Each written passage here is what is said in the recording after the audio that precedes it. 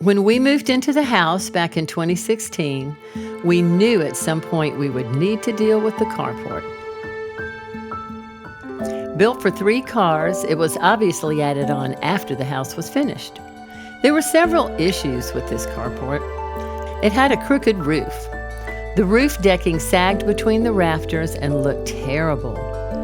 The concrete slab sloped down towards the house, which meant water runoff was leaching into the foundation, causing mold issues. Ugh! The top of the driveway is lined with trees on one side. During fall and winter, the wind would blow leaves into the carport, making a huge mess.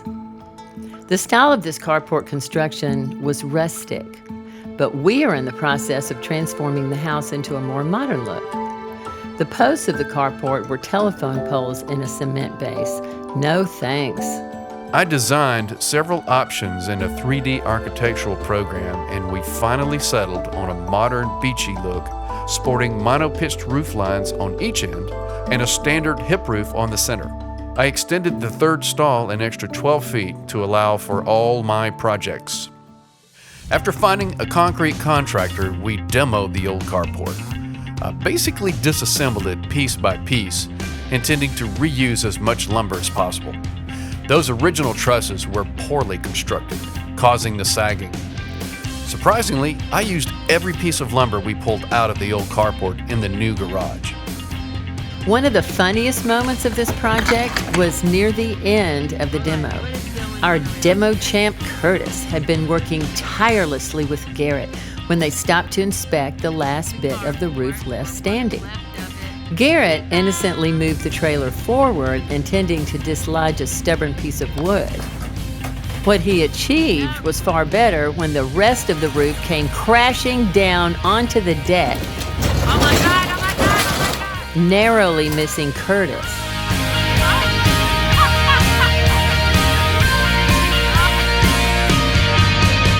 Next, the concrete contractor cut the old slab and removed sections where the footings needed to be dug. It took several days to get the ground prepped and the concrete forms built. To get rid of the slope and level the slab, we had to set the new height 18 inches above the old carport slab. Coincidentally, this lined up to be the same level as the deck and house main floor. After what seemed like 100 delays dealing with inspections, the concrete was finally poured mid-April 2022. A ramp would transition to the level of the blacktop, and drainage trench was to be installed across the entire slab. This would direct any runoff into the front yard well away from the house. After patiently waiting a week for the concrete to cure, I bridged the deck over to the new slab and began framing the walls of the new garage.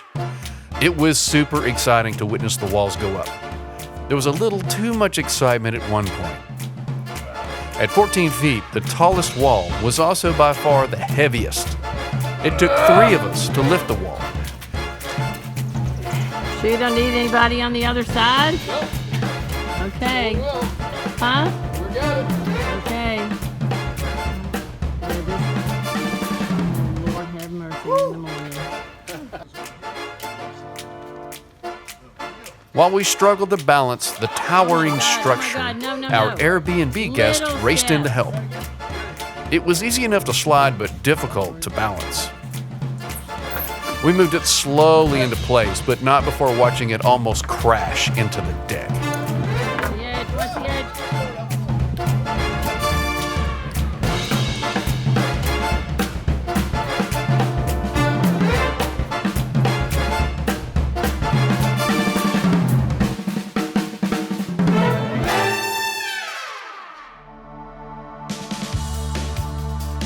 After all the walls were framed, I started framing the roof on the third stall. My goal was to complete the third stall first, so my wood and tools would be covered and out of the elements. After so much planning, demo, inspections, delays, and near-death experiences, I had the first section of the roof completed. The 90-degree weather didn't even slow me down. Well, not very much. Because of the design we chose for the garage, Garrett had to use trusses engineered to support a 19-foot span. Due to a spike in local construction, there was zero chance of getting trusses built in less than a year. So he engineered and built his own. Trusses have to be built to exacting standards, so it took him several days to build all 10. With Curtis's help, all 10 trusses were lifted and nailed into place. As I diligently monitored him from my kitchen window, praying he would not succumb to the 90-degree heat. After only 2 days and a steady stream of Gatorades, my awesome husband had single-handedly raised and installed the middle section of the roof. The last section to frame was the entryway. Like most delivery men, we have yet to figure out which door the original builder intended to be the front door. So we decided to create our own main entrance.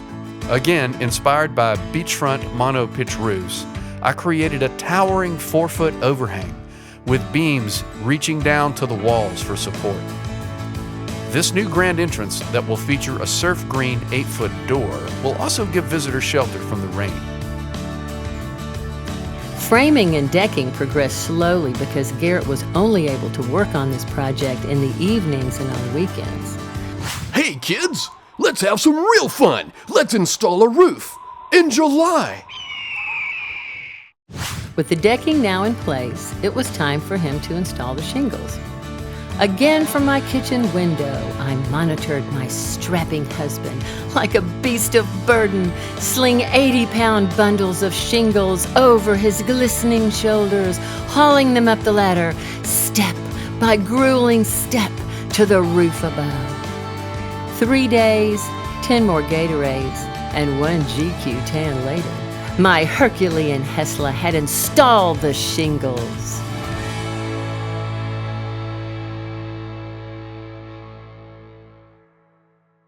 And now, our intrepid hero must learn the art of garage door installation.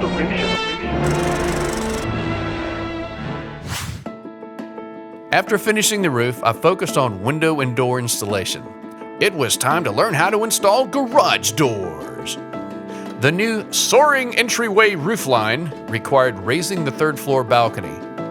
We used this opportunity to expand it as well. I raised it level with a sliding glass door, extended it almost 3 feet outward, and rebuilt the railing to match the lower deck design. Then I added new supports so we could remove the old metal columns, freeing up space below. After waterproofing the extended 3rd floor balcony, we rebuilt the grill shack underneath it. Garrett added an awning to shield grillers from the hot afternoon sun. We opted for hardy plank, horizontal and vertical siding. This material is super durable and will never rot. We will eventually replace all the siding on the house with this.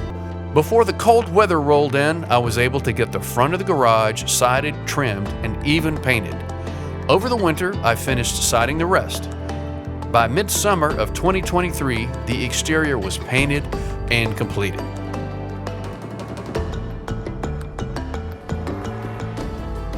At one point, Garrett built a storage bench for the patio cushions, which unfortunately leaked. Now, thinking outside the box, we decided a closet with shelves would be superior for patio cushions, hot tub chemicals, and other outdoor items.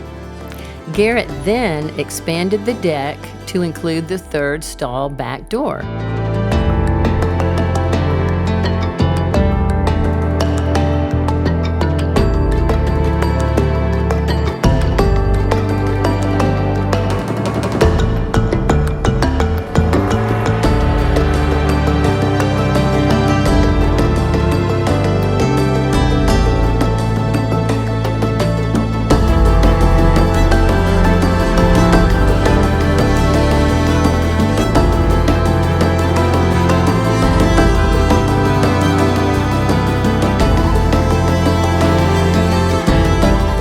Along with the new deck railing design, this new garage with modern lines complements this 1970s house and drags it kicking and screaming into the 21st century.